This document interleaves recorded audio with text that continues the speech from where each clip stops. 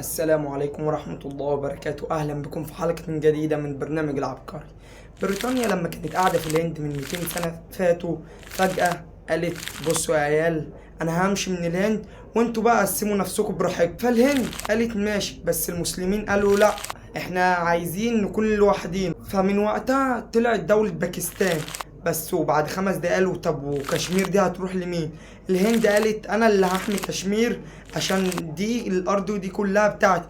بس باكستان قالت لا، بس قالت كشمير عليها مسلمين كتير، فمن حق كشمير انها تكون تبعنا، دولة تبعنا. كشمير كده يا صديقي عاملة زي الطرحة اللي البنات كلها بتتخانق عليها في ليلة الفرح. الهند قالت احنا اللي بنحمي كشمير فمن حقنا احنا اللي ناخدها.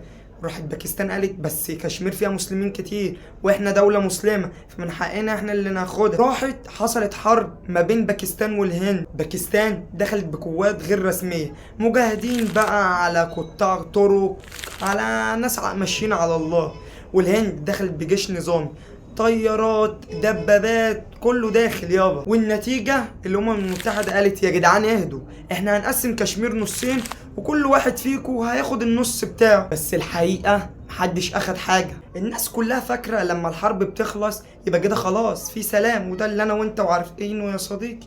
بس اللي في جنوب اسيا معنى الهدنة اللي احنا بنجهز للجولة الجاية عشان بتبقى اقوى واقوى. الهند بدأت تبني الجيش بتاعها، وباكستان بدأت تمرن الناس بتوعها. سنة 1965 باكستان قالت يلا نكسب كشمير بالقوة، فدخلت بعملية اسمها جبل الطاووس. والله يا صديقي ما تستغربش اسمها كده جبل الطاووس. خطة كانت عبارة على انهم هيخشوا كشمير متسللين، هيعملوا جوه البلدة شغب فالكشميريين يقفوا معاهم. بس اللي حصل كان غير اللي هم توقعوه خالص. اللي حصل ايه بقى؟ اللي حصل ان الكشميريين بلغوا البوليس، فالهند تسكت لا، راحت دخلت وجابت تبع باكستان وفضلت تعذب فيهم وطلعتهم بره البلد خالص. وحصلت حرب شاملة ودخلت الدبابات لحد لاهور، وفي الاخر حصلت هدنة كالعادة، بس المرة دي بتدخل مين؟ بتدخل روسيا. احنا طول الفترة اللي فاتت دي كنا متعودين ان الحرب بتكون على كشمير وبس. بس اللي حصل سنة 1971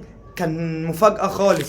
الحرب كانت حرب عائلية داخل باكستان نفسها. باكستان كانت عبارة عن جناحين، شرق وغرب. الشرقيين اللي هم بنجلاديش حاليا حسوا انهم بيتعاملوا اسوأ معاملة، فعملوا انتخابات داخل البلاد وكسبوها، ولكن الحكم راح للغرب، حصل تمرد داخل البلاد. فالهند تسكت؟ لا يا صديقتي ما تسكتش، راحت وحشرت نفسها داخل الحرب وساعدت الشرقيين على انهم يقفوا ضد الغرب. وفي خلال 13 يوم الجيش الهندي دخل داكا. راحت باكستان قالت لهم لا يابا، راحت رفعت الرايه البيضاء، ومن ساعتها اتولد دوله بنجلاديش. تخيل كده يا صديقي، الحرب الوحيده اللي الهند كسبت فيها كانت وهي بتساعد جناح على جناح، ما بالك بقى لو كان ورك كان عملت فينا ايه. المهم بعد نكسة 1971 باكستان قالت احنا محتاجين نقوي نفسنا، وبدأوا يعملوا برنامج نووي سري للغاية سموه مشروع الزهر، واللي كان قائم عليه شخص اسمه عبد القدير خان، والراجل ده بقى السوبرمان بتاعه. سنة 1999 باكستان قررت تبعت جنودها يتسللوا ويستخبوا في جبل كرغيل في كشمير. الفكرة كانت عبارة على انهم هيحتلوا مواقع استراتيجية جدا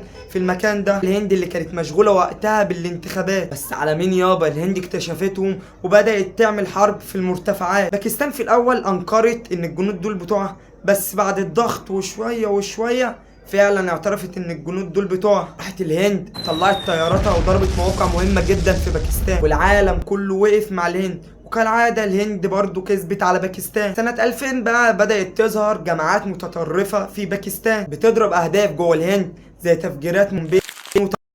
والهند بقى كان عندها حكومة قومية بتميل للعبادة الهندوسية، والسياسة بقى كانت تحت قيادة مودي وما أدراك ما مودي، راجل ما عندوش ذرة هزار، لدرجة انه في 2019 لغى الحكم الذاتي لكشمير. دلوقتي الحروب مش دايما بالسلاح، اوقات بتكون بتويتر. زعماء البلدين بيهددوا بعض على تويتر، اي اشتباك صغير كان ممكن يولع الدنيا دي كلها، وكانوا دايما بيهددوا بعض بالتهديد النووي. لكن رغم كل اللي حصل ده الحرب لحد دلوقتي ما انتهتش. كشمير لسه مقسومة، والنووي برضو لسه لحد دلوقتي موجود، والاتنين لحد دلوقتي كل واحد فيهم بينكر الغلط اللي هو بيعمله وبيقول انا عندي حق، انا عندي حق. لكن الحقيقه ملايين من البشر في الهند وباكستان نفسهم يعيشوا في سلام دائم. الهند وباكستان يا صديقي وصديقتي الاعزاء اتخلقوا كدولتين منفصلتين وكل واحده لوحدها، كل شويه تحصل ما بينهم مشاكل. وده بيعلمنا يا صديقي وصديقتي الاعزاء ان الحرب مش بس دمار، ده سرطان بيمشي في جسم الدوله. يعافينا الله ويعافيكم. وياما دول وقعت وهي بتحارب اشباح الماضي. فهل تظن يا صديقي ان السلام ممكن في يوم من الايام يسود ما بين باكستان والهند، ولا هنفضل نستنى كل شويه حروب؟ السؤال الاهم من كل ده، كشمير عايزه مننا ايه؟ يا ريت يجاوبوا علينا، كشمير عايزه مننا ايه؟ فندعي ربنا ان الحرب تخلص على طول ومحدش يخرج بخسائر لا ماديه ولا روحيه. وكمان ما تنساش ندعي لاخواتنا في فلسطين بالنصر القريب يا رب. بس يا صديقي دي نهايه حلقتنا، ما حبيتش اطول عليك، حلقه كده خفيفه ومهضومه عشان بقالنا مده ما نزلناش، بس اوعدك ان شاء الله هنستمر على طول في تنزيل المحتوى. بس يا صديقي دي نهايه الحلقه، ما تنساش بقى اللايك والاشتراك